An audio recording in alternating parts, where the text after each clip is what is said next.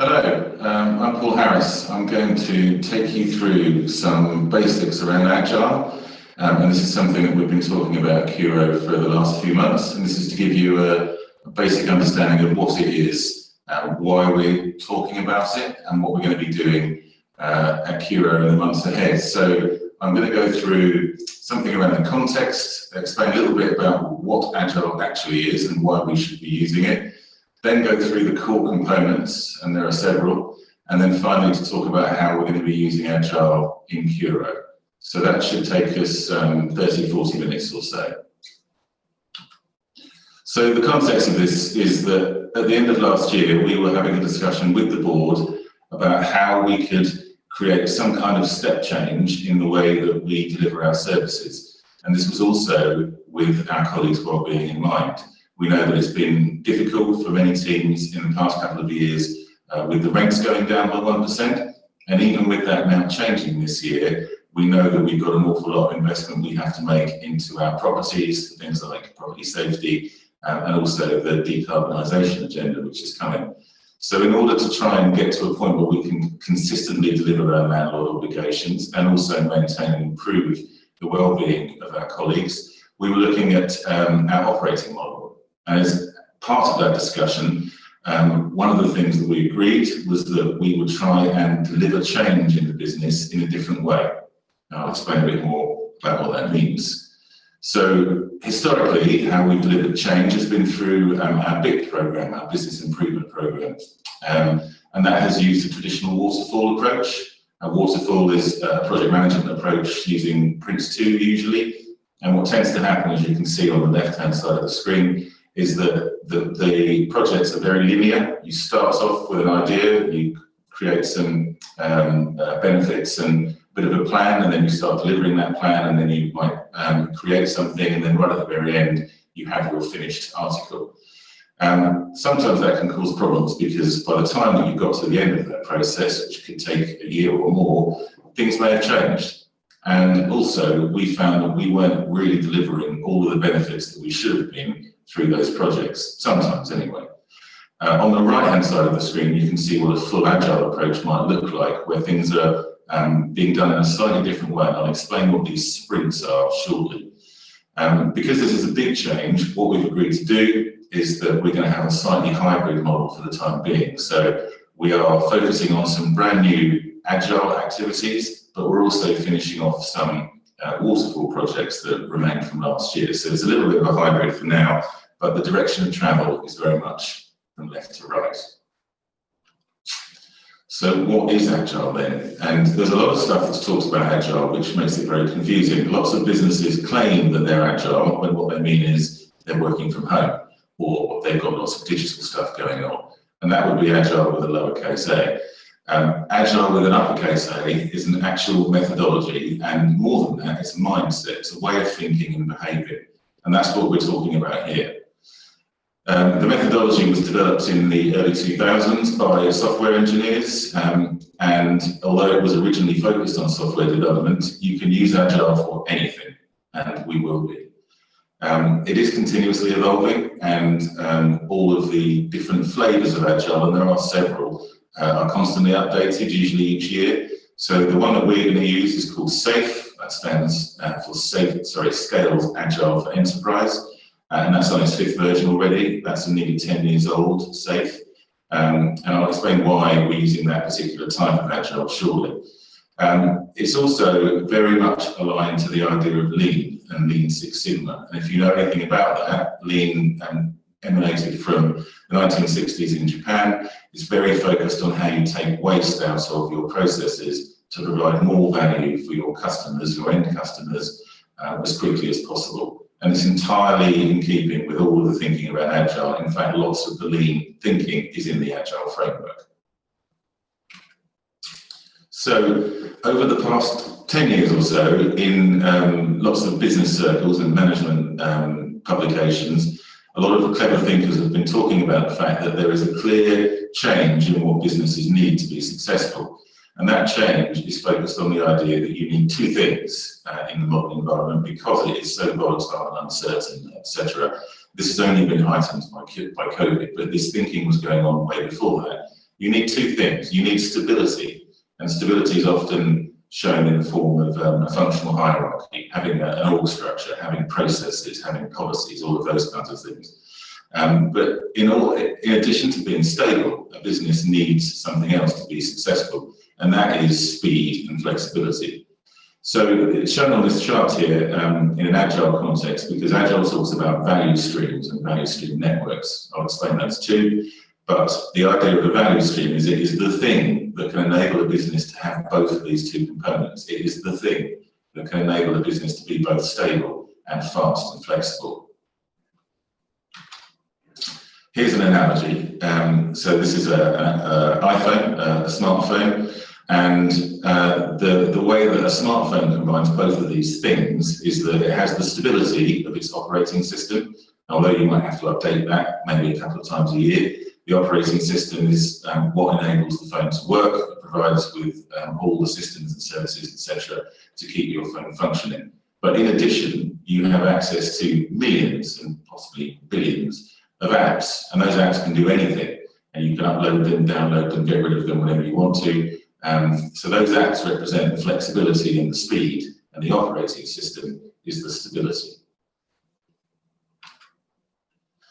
This is a map of the Safe Agile framework, and the reason for showing this is not to scare people. There's two reasons really. One is it's a really big and comprehensive framework, and it's, I think, really impressive that the people behind it have managed to get it all onto one page. And this map is more than just a list. These elements are all connected to each other, and you can see them on the map, and they're in positions because of the way that you can employ them in your business.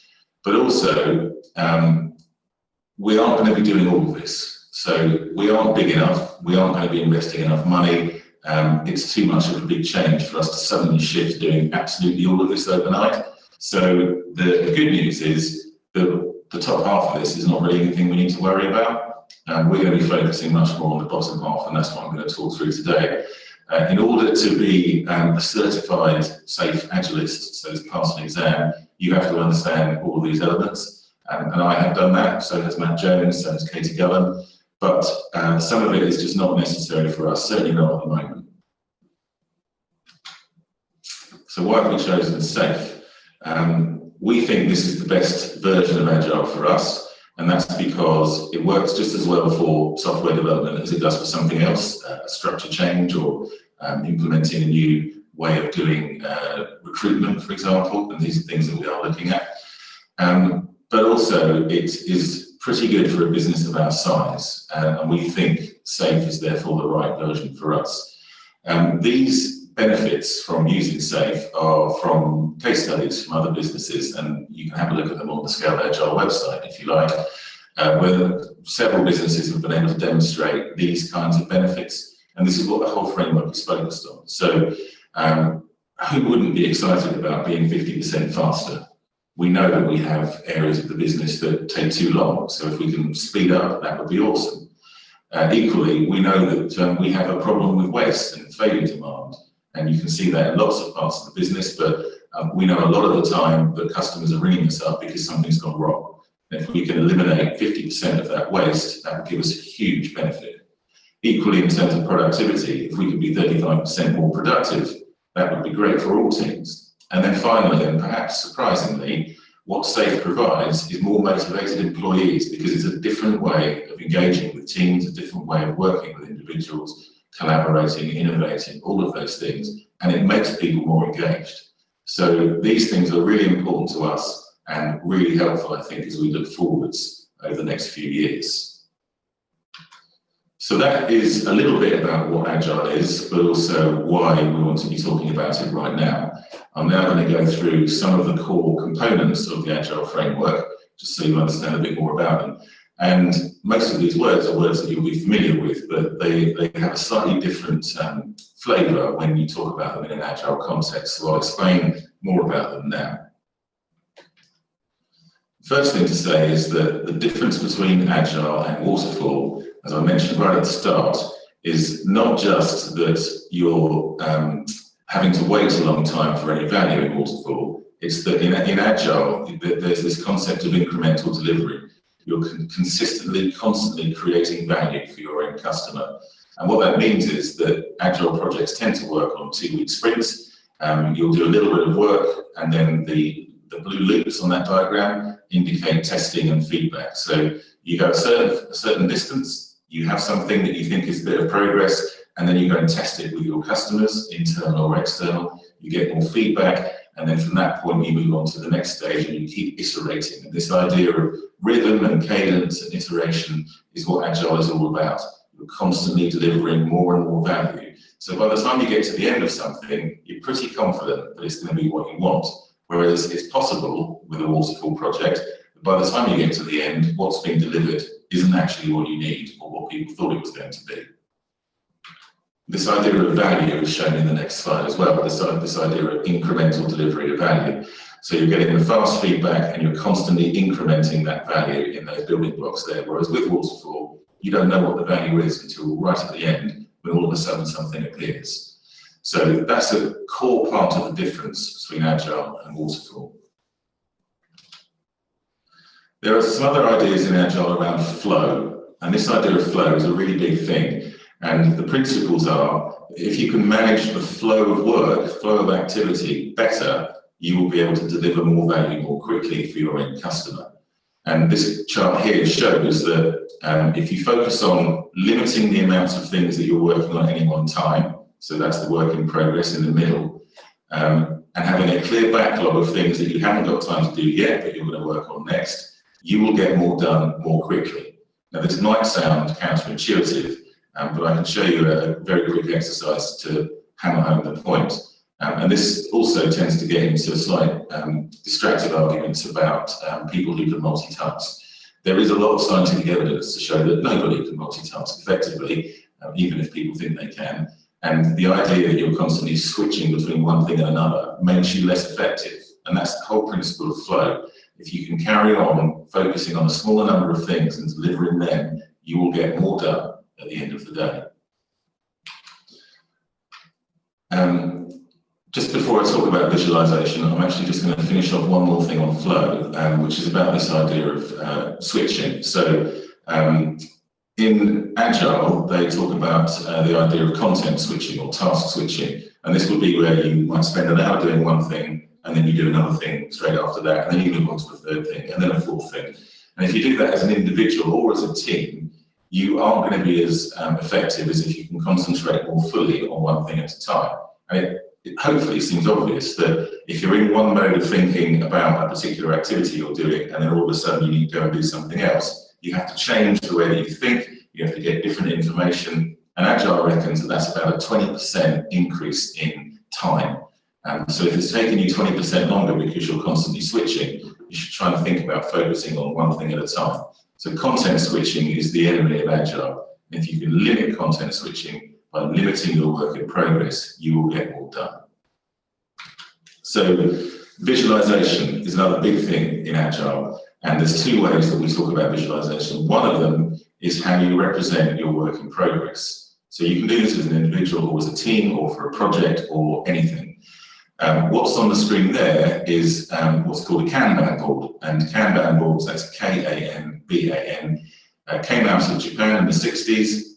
It means card in Japanese, and it comes from a time when on assembly lines in automotive factories, people would be in linear order doing each element of a task. And once the first person had done their task, so the next person could then do what they needed to do, they would pass them a physical card that would say, "I'm done, it's your go now." That's where the word comes from.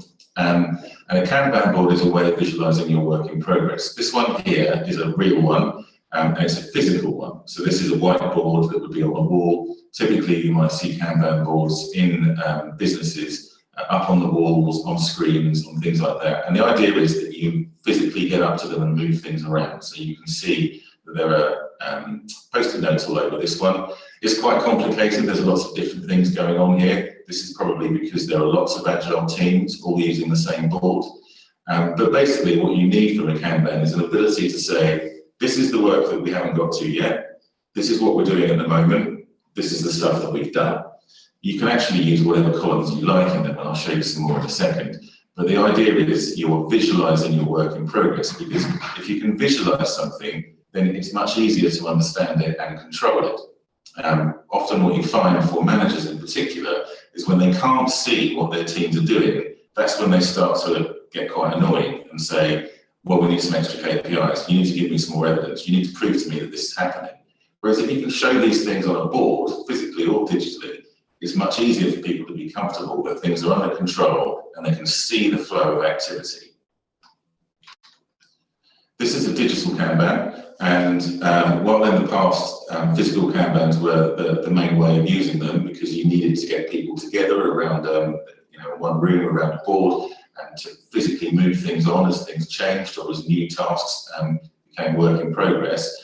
Certainly in the COVID environment, we need digital versions of these, and this is a real one. This one is from the contact team. And Sam Spicer created this. You can see that the columns are a bit different. There's more of them than I was suggesting before because they've got a pipe dream column, but it's the same kind of principle. Stuff we haven't yet got to, but we will. Stuff that we're doing, and things that are being delivered, completed, ready for testing or acceptance by another team or whatever it might be. So this digital Kanban is on an application called Trello. You can access Trello at Curo. It's available on the Apps tab in Microsoft Teams. It's free. And we now have several teams using this. And what it means is that every day or every other day, the team can get together virtually and they can talk about what's yet to come, what they're working on, where there are problems, and then those things can get moved around. You can color code them with ownership and things like that. And I know that the CCT have been using this for about 2 months now, and it's been a really invaluable tool. I was just talking to Sarah Mailer from the development team. She uses it as well in her team now. There's no reason why everybody couldn't use a Kanban to help them manage their workload. So I'm going to move on now to value streams. So I mentioned there were 2 ways of visualizing work in progress. I've talked about Kanbans. The one other is a Mississippi chart, which I'm not going to go into now, but if anyone's interested, we're using Mississippi charts to plot how a process works. We're doing that in the repairs project right now. But I'm going to move on to value streams. So a value stream is a way that Agile uses to talk about how you satisfy customer needs and demands. It's slightly different from a customer journey map, which we have plenty of. Customer journey maps, certainly today, seem to represent what it's like for a customer today and where parts of the journey aren't as good as they should be, so you can improve them. But this is focusing on value. This is focusing on what is it that the customer actually needs, what sort of demands are they making, how do we meet those demands, and then ultimately, how do we meet that need? So this is a very simplistic version of a value stream in the repairs area. It's not 100% accurate, it's just indicative. But that's what it's showing us, that when we think about things in an agile way, we think about value and need. What is it that we're trying to meet, and how do we create that value? And that's all a value stream is. And one of the things that you can do with value streams is think, how can we optimize them? And the easiest way of doing that is to focus on the delays. So this is a representation of a real process that was used as an example of trying to optimize a value stream. And in here, you've got 6 steps between a request for something and it ultimately being deployed. And each one of these steps in themselves only actually takes about an hour. So there's about 6 hours of value work happening in this process, but it takes about 7 weeks. And that's because you're waiting for people, you're waiting for systems, and getting things aligned and lined up at the right time. So for 6 hours worth of value, it takes 7 weeks. So if this was something that was working for a customer, then I think we'd be thinking, well, how can we make this closer to six hours and further away from 7 weeks? Why does the customer have to wait 7 weeks for something that actually only takes 6 hours to do? And this is the idea around how you optimize a value stream. Again, it's very simple, but Agile uses these approaches and this thinking in everything that it does. This chart here looks at the core elements of Agile that are aligned to Lean. So it's called the Lean Agile Leadership model. And there's 4 things in here, and I'm just going to talk about innovation in a second, but just so that you're aware, flow, which we've talked about before, is already here. Respect for people and culture, that might surprise you, but Agile is built on very heavily on respecting people and how you can build partnerships, how you can have the right culture and help develop people. And equally, relentless improvement. So Agile is all about how can we make things better, never being satisfied. But in terms of innovation, this is one of the really big things that Agile provides, and one of the things that we've been talking about at Curo for a long time. How can we be more innovative? Agile builds in the space and time to be innovative in its framework, which is really helpful.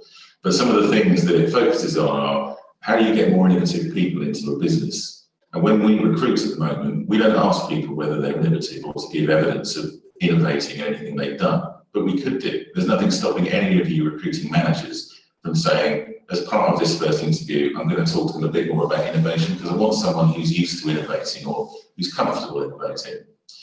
Agile creates time and space for innovation as well, and I'll show you how it does this, but it builds in periods of time, a sprint effectively, when the whole team, if you're working on an Agile project, focuses purely on innovating. What could we have done better? What can we do differently? How can we think about this in a different way?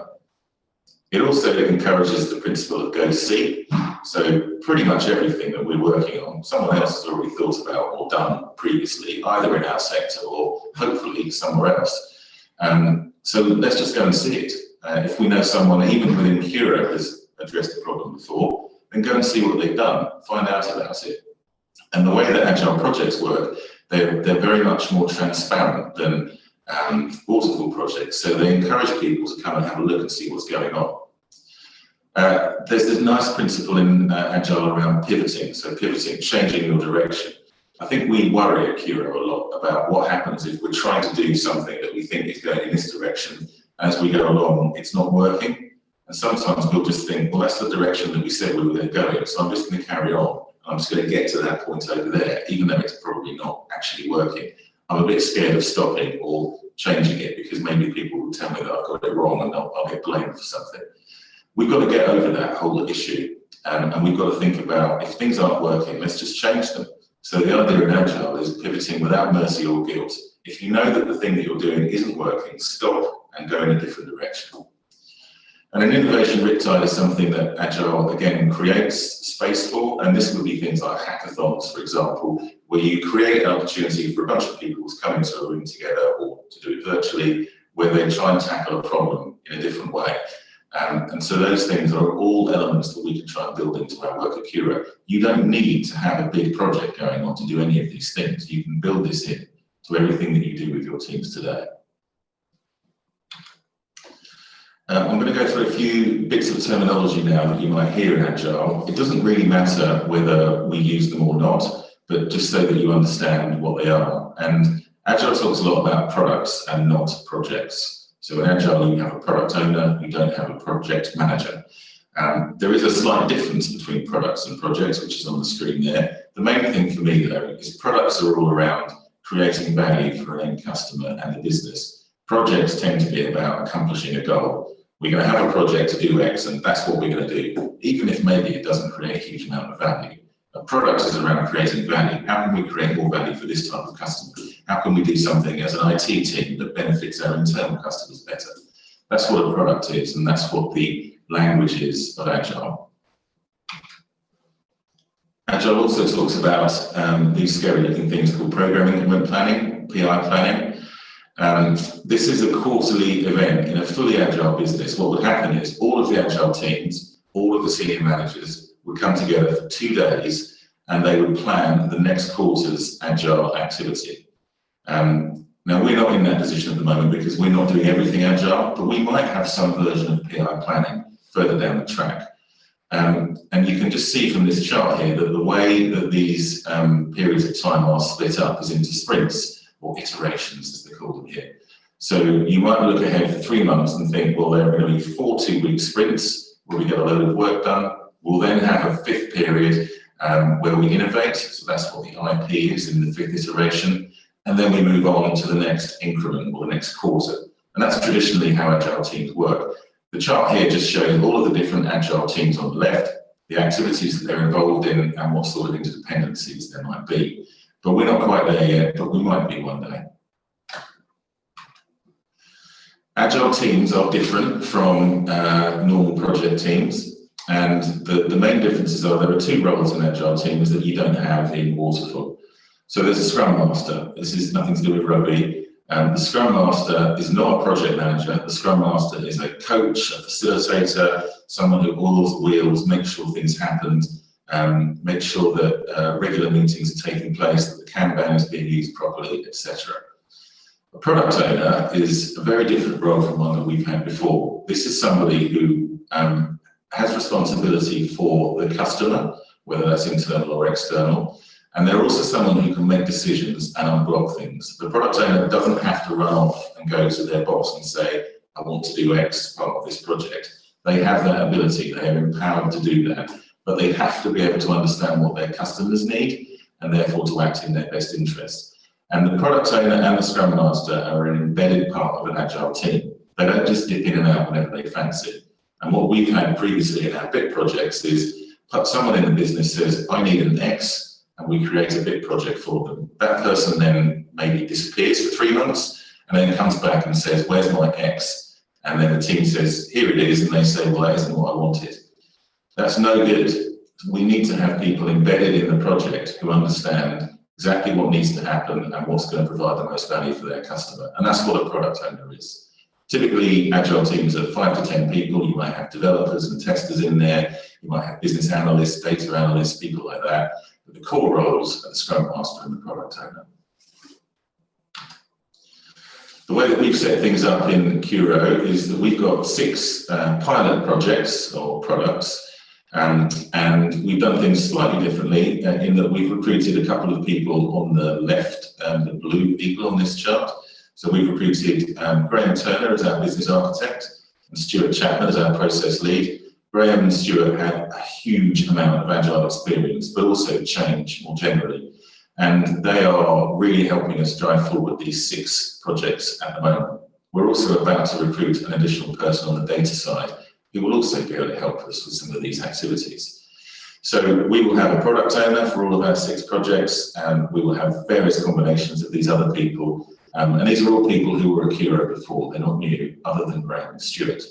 Also on the left-hand side, you can see that we have an Agile coach. So because Agile is new for us, we don't know it. We're having to find our way. So we have an expert called Melvin, who's been in and helped train senior management team, leadership group, and some others. And we'll keep Melvin on to help the project teams over the next year or so, just to make sure that they're doing things in the right way.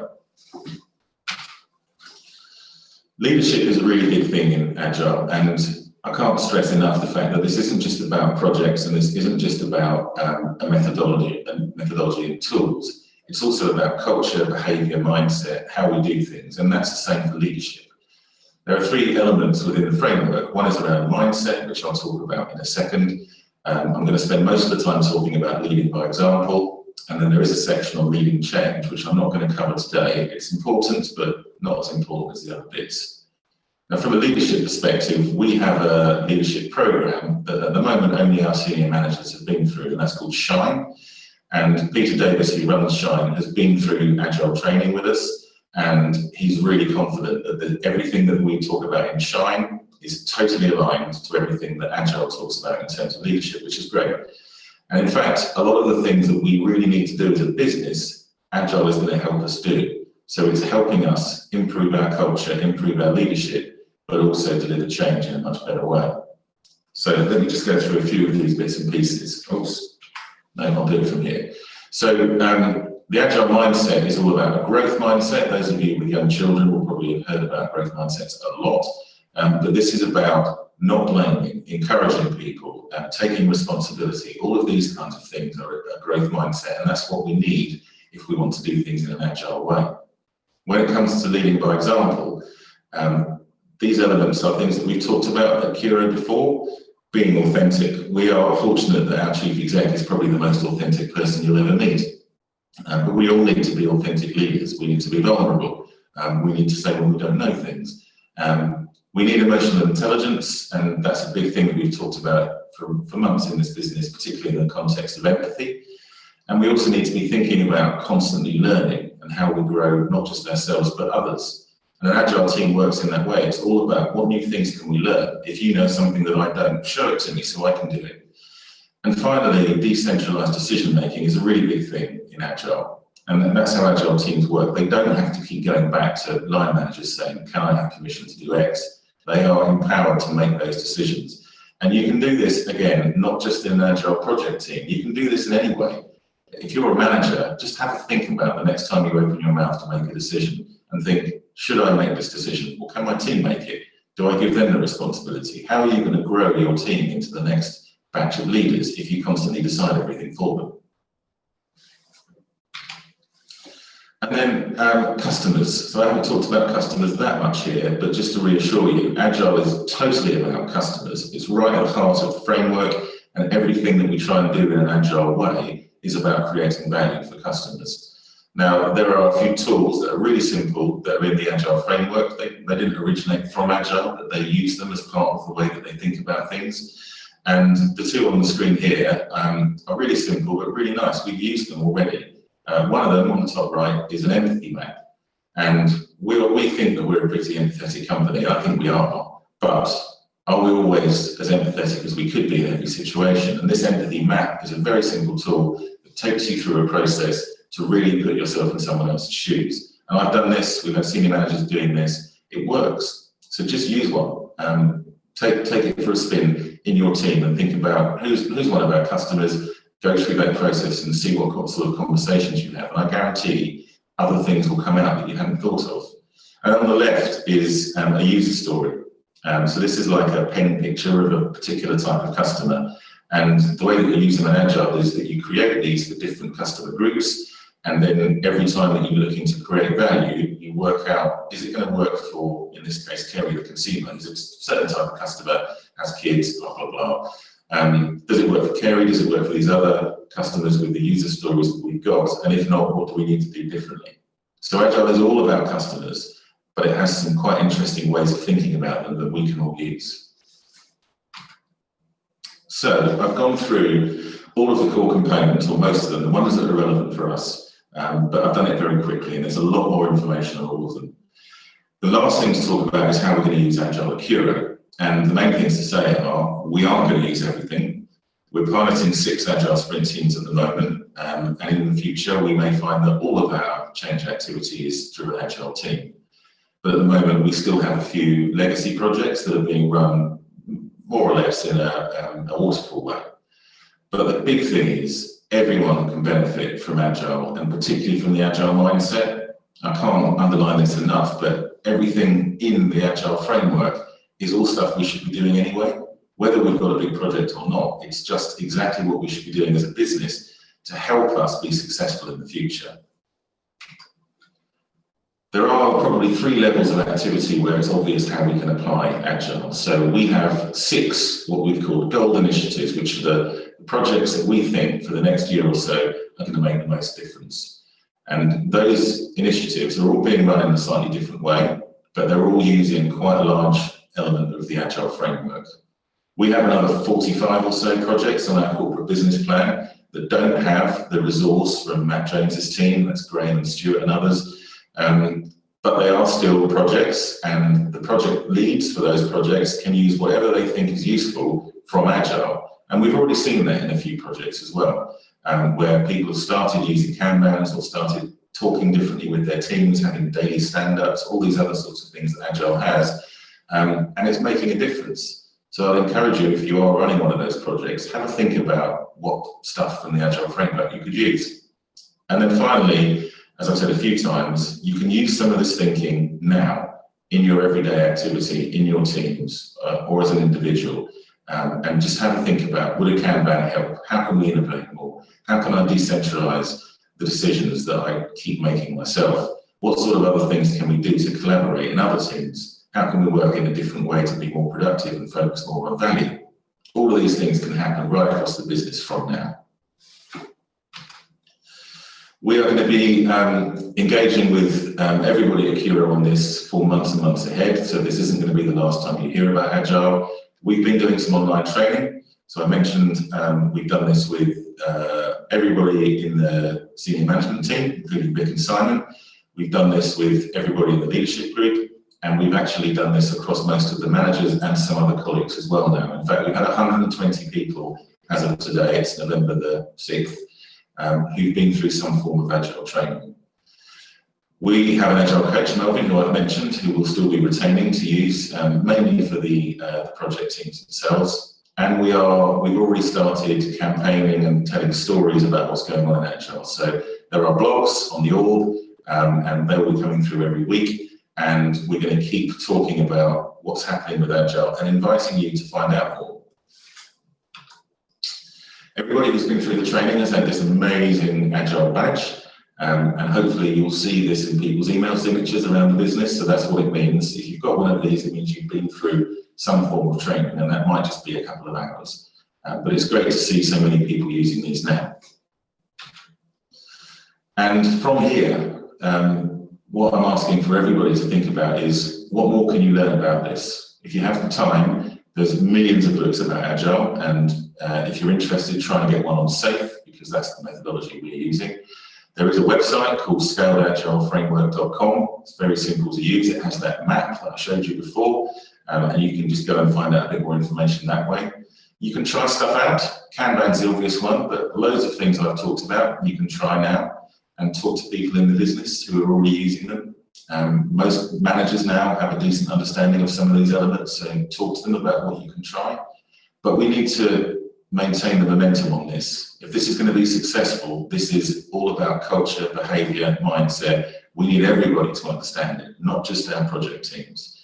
So we want as many people to be talking about Agile and pulling on the business to say, tell me more, what else can I do? Because it will help everybody. Now, although we've got just 6 teams, we are actually following the official SAFe implementation roadmap. This is just to give you a bit of comfort that we're not doing everything our own way. We are picking and choosing a bit because it makes sense, and we are being a bit flexible with our project teams, but we are following this roadmap pretty closely, and we're about 2/3 of the way through now. What this roadmap shows is that as you learn more and as you deliver more elements of the Agile framework, you deliver more and more of the benefits, and that's what that star-shaped thing is. And that's showing you that as you go through this process, you start delivering more and more in terms of productivity, quality improvements, speed, and the engagement of colleagues. So we're making good progress on this now, but we've only really been going for about 2 months. So as we get into the rest of this financial year, we'll start seeing some real benefits, probably in the new year. And that is it. So that is a whirlwind run through something which is pretty detailed, and you'll no doubt have questions. If there's more things that you want to know, please contact me. You can also contact Matt Jones, and we'll be happy to help. But there are loads of people in the business now who know something about this, so please talk to your managers, your senior managers, and find out what there is that you can do to help us be a more agile business. Thank you very much.